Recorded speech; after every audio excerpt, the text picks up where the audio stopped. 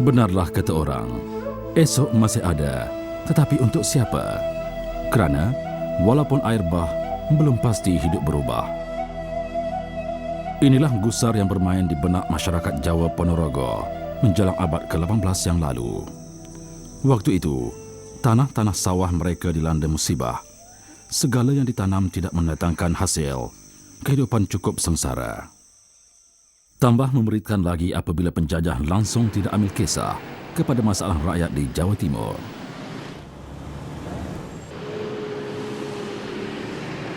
Originally orang Jawa, dalam hal ini orang Majapahit, orang Jawa Timur itu bangsa maritim, bangsa bahari. Bahkan kapal laut, kapal perang, kapal dagang Majapahit itu jumlahnya 400 dulu.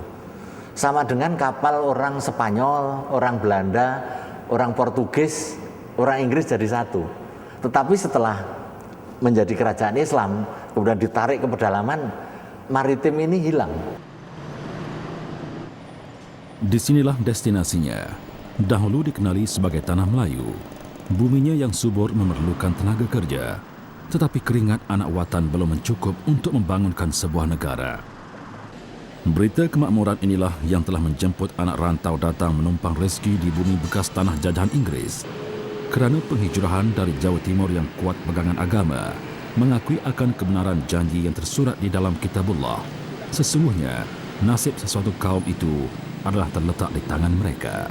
Orang Jawa seperti juga orang-orang Melayu lain, dia sebenarnya mempunyai istilah merantau mereka yang tersendirilah, yang dikenali sebagai ngelembara. Ngelembara ni dari perkataan kembara, mengembara. Ataupun kalau dalam sebutan orang Jawa tu disebut sebagai ngelemboro, gitu kan. Dan dalam pada itu juga ada juga cabang-cabang lain di masyarakat Jawa ni, dari sudut istilah merantaunya dipanggil sebagai minggat. Minggat ni maknanya lari, atas pelbagai sebab lah. Sebab pribadi, sebab keluarga, sebab malu dan sebagainya.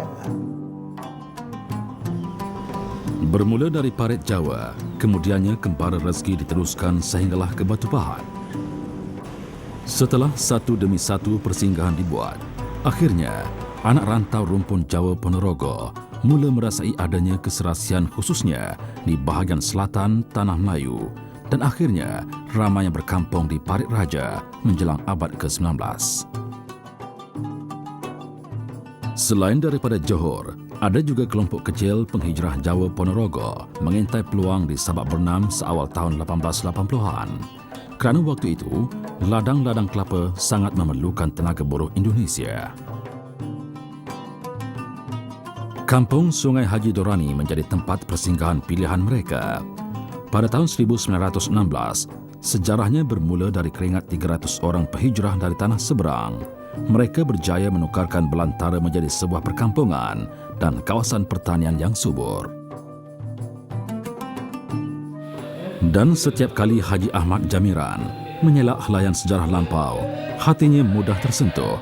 Kerana sebagai generasi kedua dari kumpulan 300 penghijrah ini, dia amat memahami setiap liku kepayahan yang terpaksa ditelan oleh anak rantau dari Jawa Timur dahulu. Terutama sekali arwah bapanya Jamiran Dono Kromo yang berasal dari Bogan Ponorogo, iaitu sebuah daerah kecil dari tanah seberang.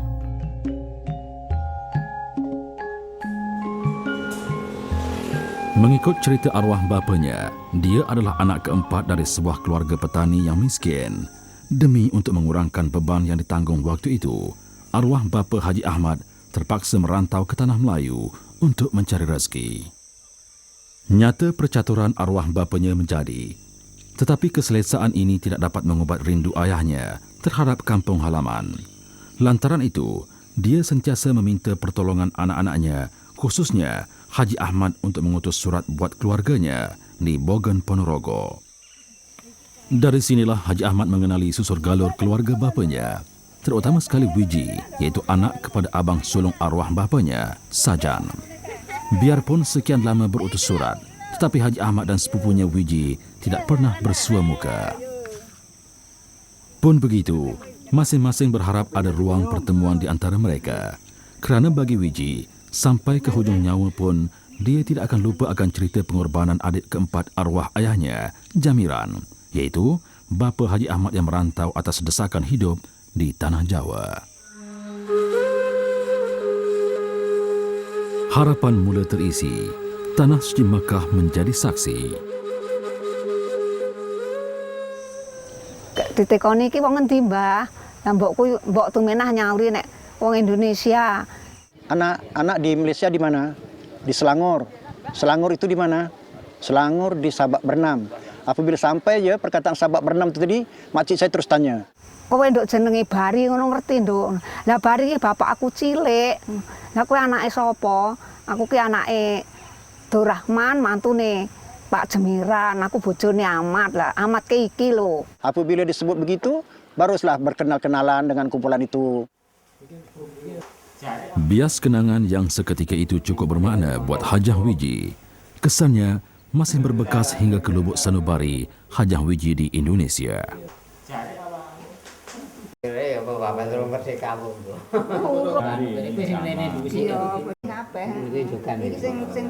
Terus saiki ya kabar-kabaran, teleponan kuwi ae ora.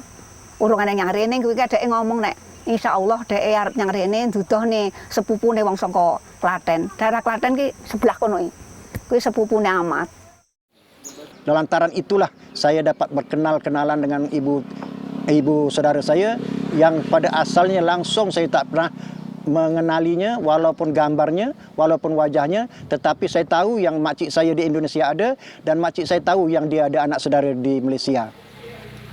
Yang bertamu, apakah ada pertemuan kedua buat mereka? Halo, Assalamualaikum. Waalaikumsalam. Kabar you? Api kabeh, selamat.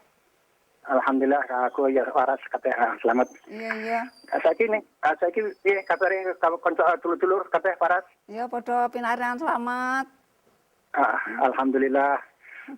Piye tandurane saiki wayah apa? Tandurane lagi bar matun. Agak umur sak wulan. Oh, ngono. Alhamdulillah. Ki salame dulur-dulure ning Malaysia kabeh. Iya. Iya aku semono uga. Salam kuwatur karo keluargaku kene kabeh ya. Aku ya salam. podo-podo. Ya ki lah apa ki persaudaraan kita antara Malaysia karo Indonesia ki ya dilanggenge lah ya yu ya. Ya amin, muga-muga Gusti jabai. Ya, insyaallah nek paringi panjang umur ning rezekine kita ya arep korona meneh. Ya aku ndongakne muga-muga Gusti Allah paringi murah barokah panjang umur. Kayak dulu saya dengan Indonesia nek. Ya, yu nang wayahe ya teko rene lah yu, dalan-dalan rene. Dalan-dalan kene Malaysia. Ya insyaallah muga-muga Gusti Allah ngabul. Ya. Assalamualaikum. Waalaikumsalam. Kalau dahulunya surat menjadi pengganti diri, kini hanya suara menghubungkan dua orang cucu Donokromo. Tetapi, ia masih belum cukup untuk merapatkan hubungan yang dibina.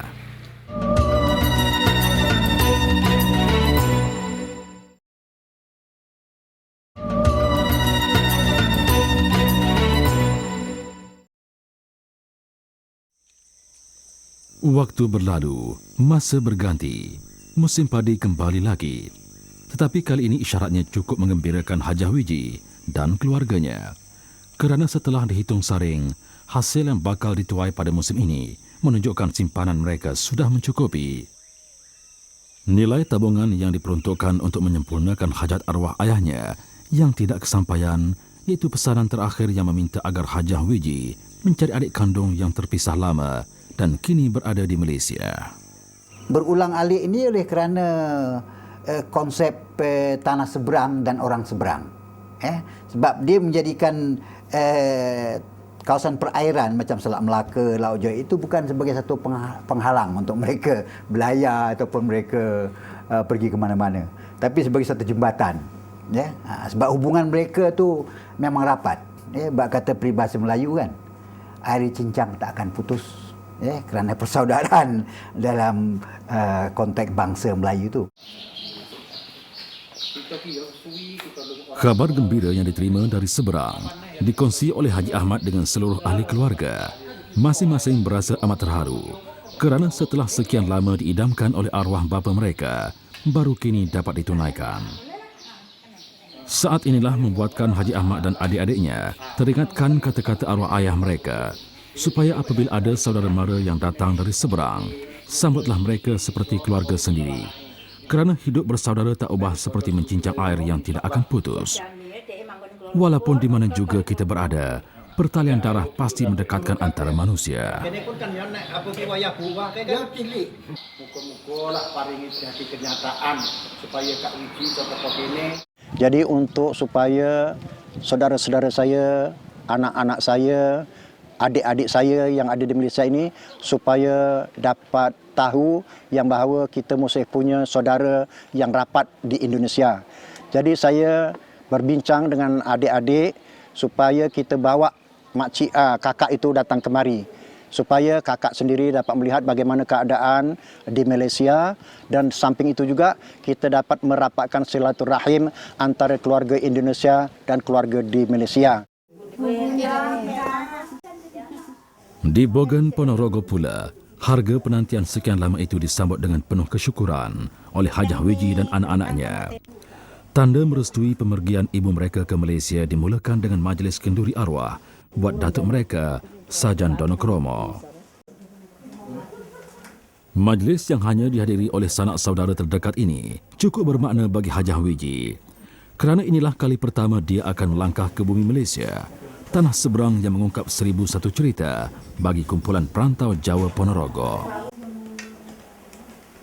Kerana dari kembara rezeki lalu, masih ramai sanak saudara di tanah Jawa yang terputus hubungan dengan perantau di Malaysia sehingga hari ini. Muncullah kisah sedih mereka tidak bertinta dalam diri Hajah Wiji. Sebagai menzahirkan rasa bersyukur dan memanjatkan doa terhadap perjalanan yang bakal ditempuhi, Hajah Wiji memilih hidangan majlis kendurinya mengikut adat resam Jawa Ponorogo, iaitu ayam goreng dan nasi tumpang yang bermakna tingkat harapan atas pertemuan yang diatur.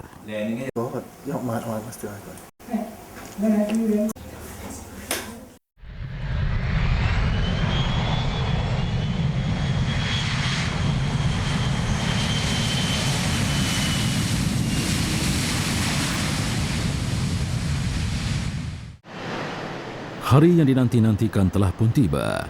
Wajah Kuala Lumpur sudah pun jauh berbeza jika dibandingkan dengan suasana awal ketika menyambut kedatangan kelompok penghijrah dari tanah Jawa dahulu. Apapun ceritanya, tempias pembangunan Kuala Lumpur hari ini ada kaitan rapat dengan keringat bapa saudara Hajah Wiji yang merantau ke Malaysia. Semuanya ini buat Hajah Wiji menjadi bangga. Bilang kali mesti kau jam Malaysia? Satu kali.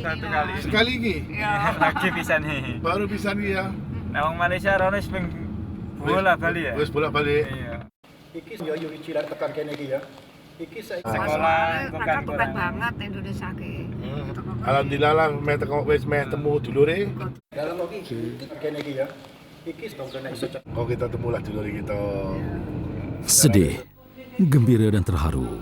Itulah perasaan yang bercampur baur dalam diri anak cucu Donokromo. Kerana masing-masing tidak percaya apa yang dilalui ketika ini. Siapa sangka, setelah 98 tahun jamiran Donokromo merantau ke Sabak Bernam, hari ini Hajah Wiji dan anaknya mengemudi nurani untuk menjejak sisa rindu keluarga yang masih tinggal di tanah Jawa.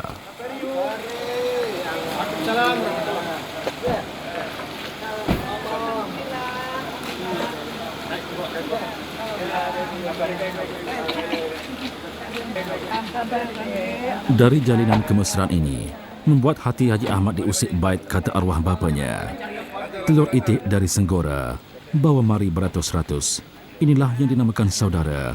Air dicincang tidak akan putus. Kalau kita rujuk kepada pantun kasih sayang, kalau roboh kita Melaka. Papan di Jawa saya dirikan. Kalau sungguh bagai dikata, badan dan nyawa saya serahkan. Jadi pantun ini pantun kasih sayang, tapi sebenarnya ia menggambarkan tentang hubungan di antara pelbagai tanah seberang nih di Nusantara. Bagaikan bermimpi, itulah kata awal membuka bicara Hajah Wiji kepada sepupunya Haji Ahmad. Kerana dia sama sekali tidak menyangka diberi kesempatan untuk berkumpul dengan sepupu dan sanak saudara yang besar jumlahnya di Sabak Bernam. sore sing enek. Iya lah. Cantik saya mungkin rapat cantik. Andai kata ayahnya masih bernadi, pastinya dialah orang yang paling gembira menyaksikan pertemuan ini. Kerana sejak bapa Haji Ahmad meninggalkan kampung halaman di Ponorogo, hidup ayah Hajah Wiji tidak pernah damai, risau dan bimbang akan keselamatan adiknya dirantau orang. Tetapi rupanya tidak. Hijrah yang dipilih oleh bapa Haji Ahmad nyata mengubah nasib dirinya. Ya kene jadwale sing arep penggambaran ki wis nalipun nak dina iki dek teko. Cantik saya mungkin rapat cantik.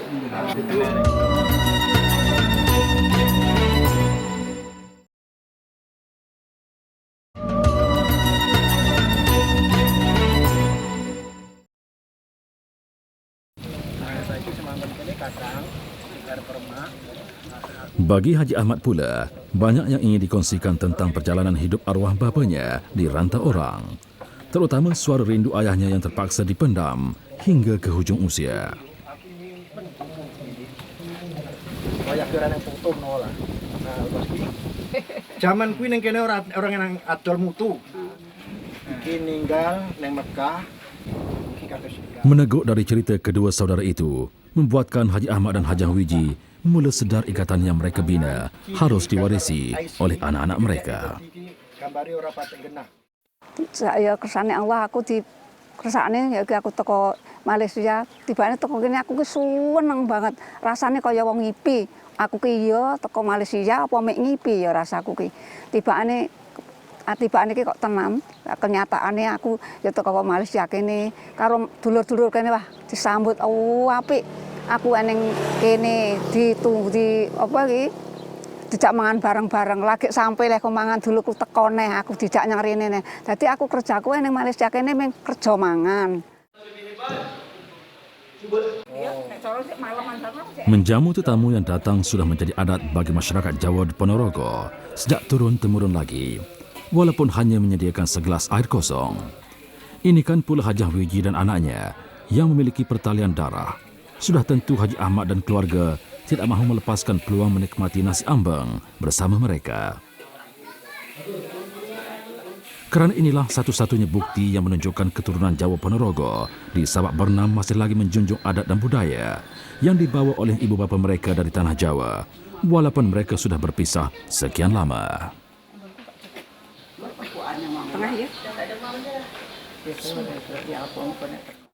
Alhamdulillah, kita pada hari ini dapat berkumpul beramai-ramai di rumah saya ini sempena kedatangan saudara kita Kak Wiji daripada Indonesia dan keluarganya, dan kita juga daripada rakyat Malaysia yang berketurunan Jawa, khususnya daripada keluarga saya dapat bertemu pada hari ini.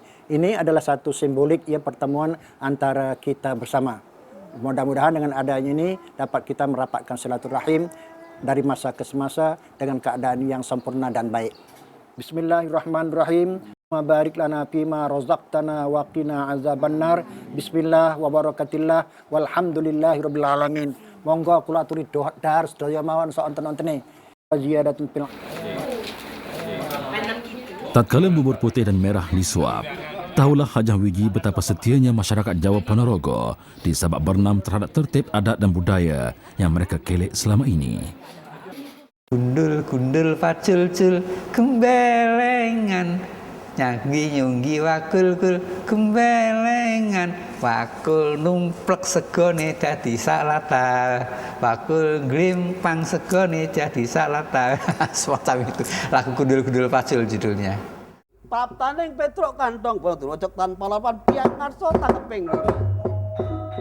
Setelah satu demi satu menyelusuri kehidupan sanak saudaranya di Sabak Bernam, kini barulah Hajah Wiji tahu kenapa pakciknya Jamiran Serasi tinggal di rantau orang.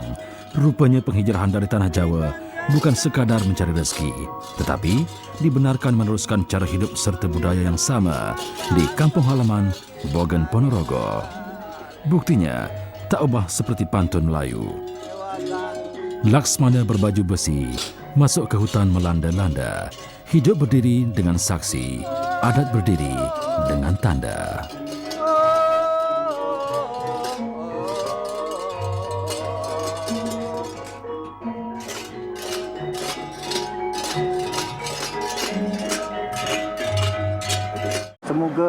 kita punya persaudaraan tidak putus setakat ini.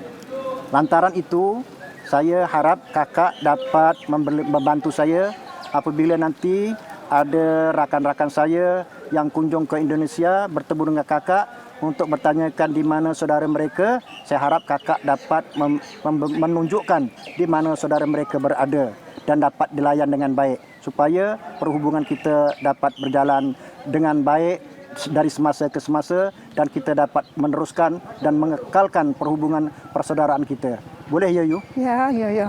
Oleh ya Pak. Ya alhamdulillah, alhamdulillah rabbil alamin.